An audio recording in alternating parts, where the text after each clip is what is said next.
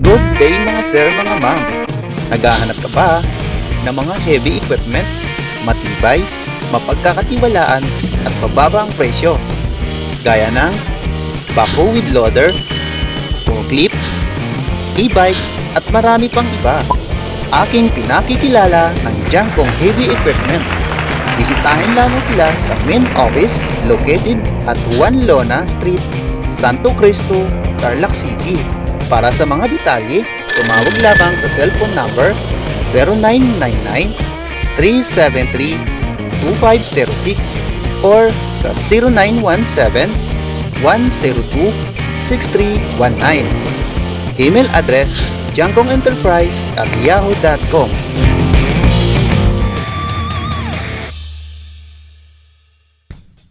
At ngayon, dumako naman tayo sa showroom nila upang masilip ang kanilang mga heavy equipment units located at Romulo Highway, Sitio Barbon, Tibag, Tarlac City. Ako sa harap ng Jangkong. Ito yung parang pinaka showroom nila. Itong sa right side ko na to is papunta po ito ng Santa Ignacia. Yun, Tarlac pa rin po yan.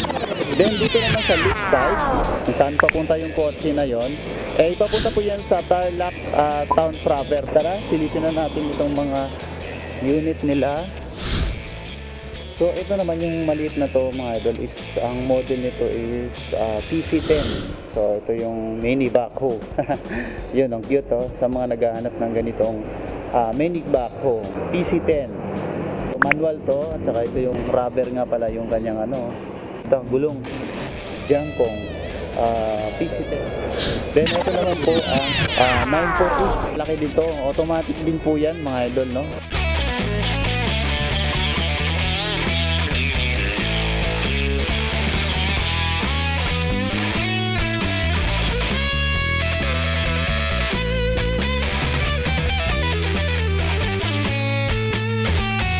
Medyo malaki itong order na to, 948.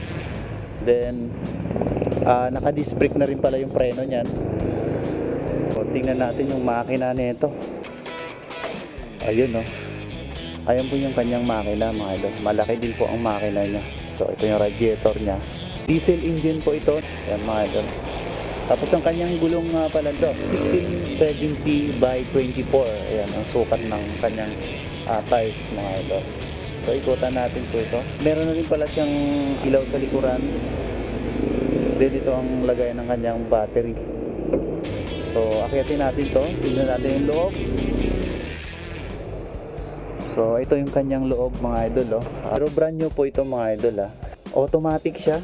Ito yung dashboard niya.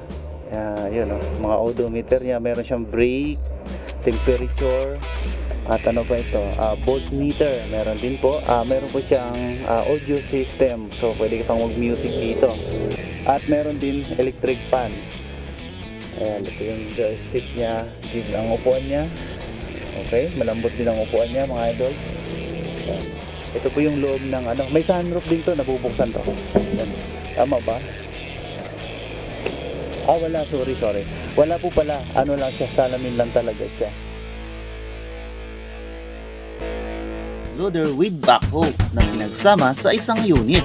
Meron itong lakas na 78 horsepower, 1.2 cubic bucket loader, 35 cubic bucket backhoe, 4-cylinder, automatic transmission, differential, gear type, at swing type diesel engine.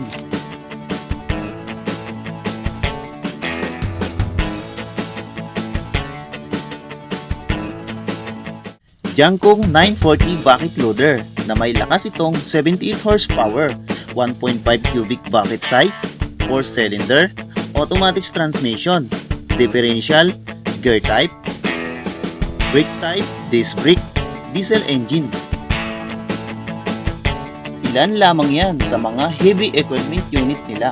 Tumawag lamang po sa mga number na nasa screen para sa mga detalye at iba pang unit. At puntahan naman natin ang kanilang warehouse sa Hiruna, Tarlac, kung saan doon ina-assemble ang mga heavy equipment at e-bike. Yun, sa mga gusto palang bumisita sa kanilang warehouse, nasa tapat lang po siya ng New Hope. Ayan, Yung itong nasa right side ko, yun papuntang ng Baguio yan. And dito naman sa nanggagaling yung sasakyan na yan, nanggaling po yan ng Tarlac City. So yun, papasilip ko lang sa inyo itong kanilang warehouse. Then dito pala sa harapan ng kanilang warehouse mga idol is makikita mo na itong kanilang mga, so, meron din palang 928 na model sila. So ayan po. Then pasok na tayo. So napakalaki po ng space nila. So sa mga naghahanap pala ng magrerenta ng warehouse, ito po pala is nagpaparenta po pala sila ng warehouse dito. So ayan, kontakin nyo lang po sila sa kanilang sa contact number nila na nandyan sa sir. Then eto, pasok tayo dito. So ayan, hanggang dun sa dulo. So papakita ko lang sa inyo yung kanilang mga warehouse, no, na yan, sa mga gusto pong mag-renta ng warehouse, kontakin niyo lang po sila sa kanilang contact number. Ayan, napakalawak ng loob ng kanilang warehouse, no. So sa bandang dulo nandun tayo. Papakita ko sa inyo kung saan nila ina-assemble yung kanilang mga e-bike.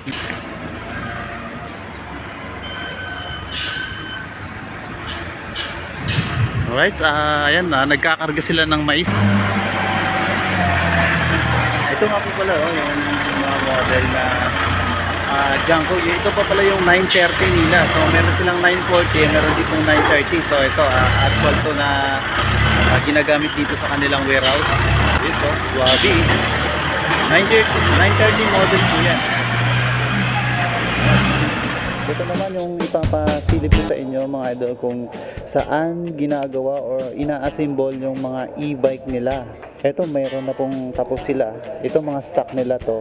So pagkapag binili nyo po yung kanilang e-bike is kasama na po talaga ito sa presyo nila. Kasi sa ibang mga e-bike, hiwalay po kasi yung presyo ng trapal. Yung trapal nila kaysa sa mismong unit. So binibili pa po ito ng hiwalay.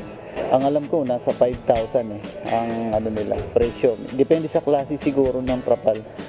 Lapit po tayo dito. Ito mga nag-a-assemble. Ang gagaling, ang dami nilang ina-assemble. Idol, anong pangalan mo, Idol? Ato na lang. Ato. Siya po yung nag-a-assemble dito ng ano bang unit to? Cruiser. Ngayon, meron na siyang speaker. Yun, dito po ginagawa yan mga idol. So, sir, pwede ba kita ma-istorbo, sir?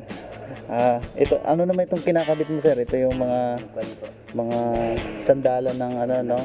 Pasahero, ano? Yun. Sir, kayo po, sir. Shout out to sir. Yan. Ha?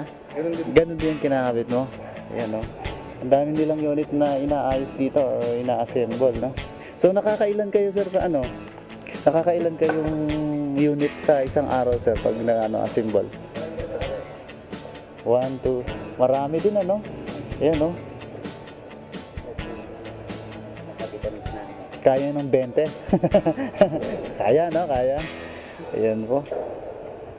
So, may ano na pala, may mga MP3 na ito. May USB port na siya, oh.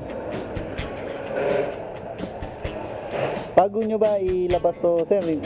Tinitesting mo na, no? Testing mo na, no? Yan, ito yung lagay ng battery niya. So, ayan.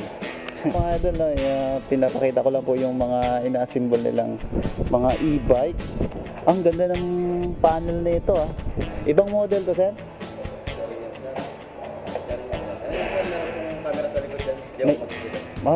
May camera.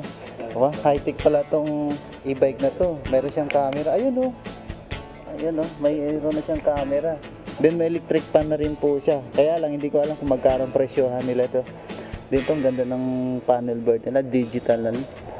Idol, ang pangalan mo, Idol? Side out naman. Bayain si sir. Kasama yan sa ano, no?